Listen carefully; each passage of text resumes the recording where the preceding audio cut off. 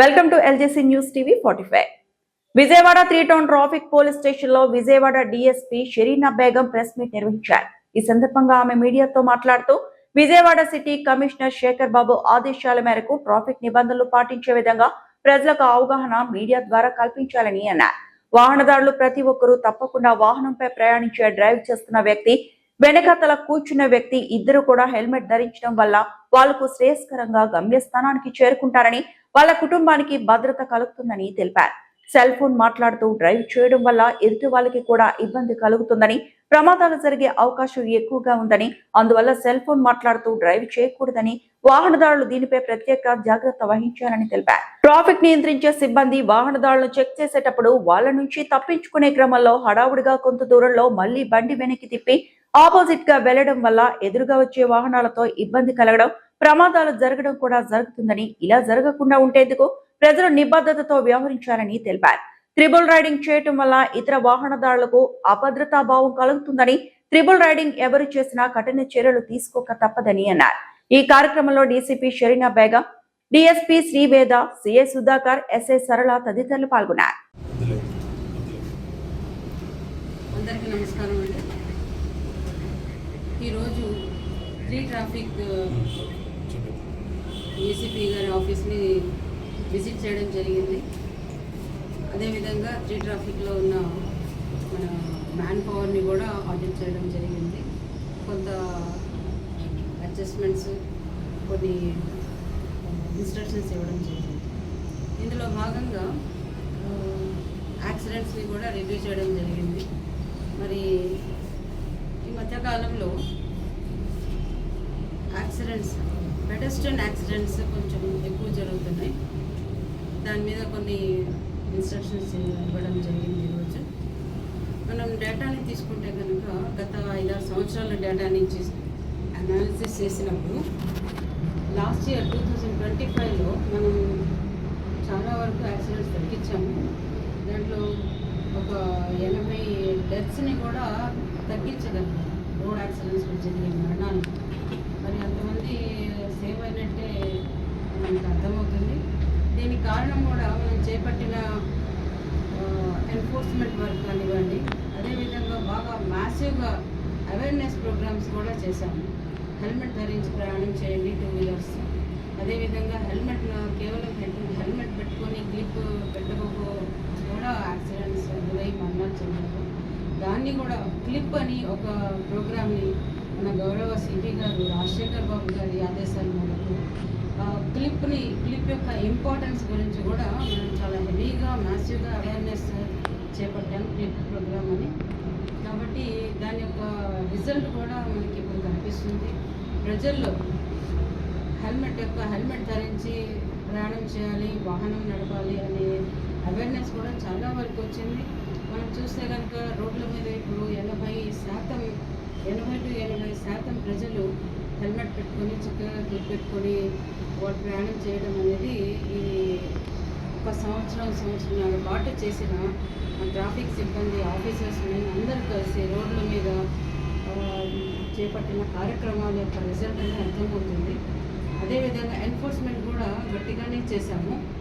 ఎందుకంటే కొంత జనాలకు ఒక బాధ్యత పెరగాలి అనే ఉద్దేశంతో ఎన్ఫోర్స్మెంట్ గట్టిగా చేశాము. దాని యొక్క రిజల్ట్ కూడా మనకి అవేర్నెస్ ఎన్ఫోర్స్మెంట్ వల్ల కూడా యాక్సిడెంట్స్ తగ్గించగలిగాము. అదే పందాలో ఇప్పుడు ఈ సంవత్సరం కూడా కంటిన్యూ చేస్తున్నాము. లాస్ట్ ఇయర్ కంటే కూడా ఇప్పుడు యాక్సిడెంట్స్ తగ్గించాము. ఇంకా తగ్గించినప్పటికీ కూడా జరుగుతున్న యాక్సిడెంట్స్ని చూస్తే కనుక కొంత నిర్లక్ష్యం వల్ల ఈ పెడెస్ట్రియన్స్ కానివ్వండి, 2 వీలర్స్ కానివ్వండి, కొంత నిర్లక్ష్యము, అలాగే అతివేగం, ఈ 2 కారణాల వల్ల రోడ్ యాక్సిడెంట్స్ మరణాలు జరుగుతున్నాయని చెప్పి గమనించడం జరిగింది. కాబట్టి ప్రజలకి మా యొక్క రిక్వెస్ట్ ఏంటంటే పెడెస్ట్రియన్స్ ఎక్కడ పడితే అక్కడ అడ్డదిడ్డంగా రోడ్ క్రాస్ చేయకూడదండి. ఎందుకంటే వాళ్ళు స్పీడ్గా వెళ్తూ ఉంటారు, వాళ్ళ యొక్క ప్రయాణం వాళ్ళు చేస్తూ ఉంటారు. మధ్యలో ఈ పాదచారులు మధ్యలో దూరిపోయి అటు ఇటు గజిబిజిగా రోడ్డు దాటుతుంటే కనుక ప్రమాదాలు జరిగే అవకాశం చాలా ఉన్నాయి. ఆ విధంగా జరుగుతున్నాయి కూడా. ప్రతి చోట కూడా జీబ్రా క్రాసింగ్స్ అనేవి ఉంటాయండి. వైట్ బ్లాక్ లైన్స్ కనిపిస్తాయి రోడ్ మీద, వాటిని జీబ్రా క్రాసింగ్ అంటారు. వాటి మీదే పాదాచారులు క్రాస్ చేస్తే సేఫ్గా క్రాస్ చేయొచ్చు. అంతేగాని దాన్ని లెక్క చేయకుండా, గమనించుకోకుండా, దాని యొక్క ప్రాముఖ్యతని గమనించకుండా అడ్డదిడ్డంగా రోడ్ క్రాస్ చేసేస్తే కనుక ఈ యాక్సిడెంట్స్ జరిగి మరణాలు కూడా జరుగుతున్నాయి. కాబట్టి ఒక అవగాహన ఇప్పుడు మా వాళ్ళకు కూడా చెప్పడం ఏంటంటే, పెడస్ట్రియన్ అవగాహన అనేది పెంచండి అని చెప్పి చెప్తున్నాము. ఆ ఫోన్ మాట్లాడుకుంటూ రోడ్ మీద అటు ఇటు వెళ్ళిపోవడం, తిరిగేయటము, ఈలోపు బస్సు రావటము, లేదా 2 వీలర్స్ రావటం, తగలటం, గుద్దడం, పడిపోవడం, ఇవన్నీ కూడా చిన్నపాటి జాగ్రత్తతో అవాయిడ్ చేయగలిగే మరణాలండి ఇవి. ఒక రోడ్ యాక్సిడెంట్ మరణం జరిగితే ఆ ఫ్యామిలీ యొక్క పరిస్థితి చాలా దారుణంగా ఉంటుంది, చాలా దయనీయంగా ఉంటుంది. కాబట్టి రోడ్ మీద ప్రయాణం చేసే ప్రతి ఒక్కళ్ళు కూడా ఒక బాధ్యత కలిగి ఉండాలి. ఆ బాధ్యతతో ప్రయాణం చేయాలి. అంతేగాని నిర్లక్ష్యంతో కనుక రోడ్డు మీదకి వస్తే అది వాళ్ళైనా ప్రమాదానికి గురయ్యే అవకాశాలు ఉంటాయి, వీళ్ళ వలన అవతల వాళ్ళు కూడా ప్రమాదానికి గురయ్యే అవకాశం ఉంటుంది. కాబట్టి ఇటువంటి జాగ్రత్తలు తీసుకొని జీబ్రా క్రాసింగ్ మధ్య రోడ్ క్రాస్ చేయాలి, ఖచ్చితంగా చేయాలి. అటు ఇటు నిర్లక్ష్యంగా చేస్తే మాత్రం రోడ్ యాక్సిడెంట్ జరుగుతున్నాయి.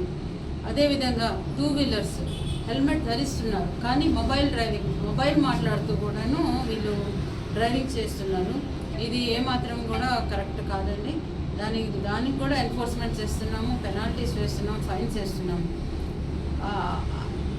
దాంతోపాటు ఒక బాధ్యత కూడా రావాలి. మన జీవితం పట్ల ప్రథమ బాధ్యత పౌరుడికే ఉంటుంది.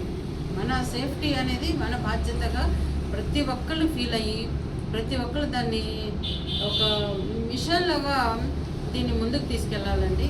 ఏ ఒక్కరు కూడా ప్రమాదానికి గురవకుండా ఉండాలి, మన వల్ల గురవకుండా ఉండాలి, అవతల వల్ల మనం కూడా గురి కాకుండా ఉండవలసిన సేఫ్టీ మెజర్స్ తీసుకోవాల్సిన బాధ్యత పౌరులకు ఉంటుంది. కాబట్టి ఈ విధంగా మీరందరూ కూడాను ఆ విధంగా పబ్లిక్లో అవేర్నెస్ క్రియేట్ చేస్తే కనుక ఆల్రెడీ చేస్తున్నారు, దానికి ధన్యవాదములు. అదేవిధంగా ఇంకా ముందు కూడాను దీన్ని ముందుకు తీసుకెళ్తే ఎన్నో కుటుంబాన్ని మనం సేవ్ చేయొచ్చు. అనవసరంగా వాళ్ళని రోడ్ ప్రమాదానికి గురి చేసి అయితే మరణం అవుతుంది, లేకపోతే